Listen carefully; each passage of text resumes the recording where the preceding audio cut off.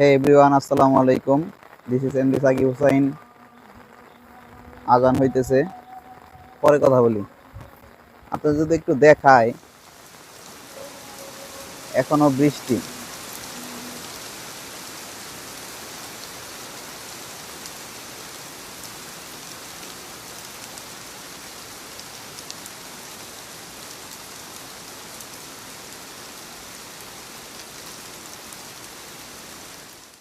আজকে সকাল থেকেই বৃষ্টি, ঝুম বৃষ্টি।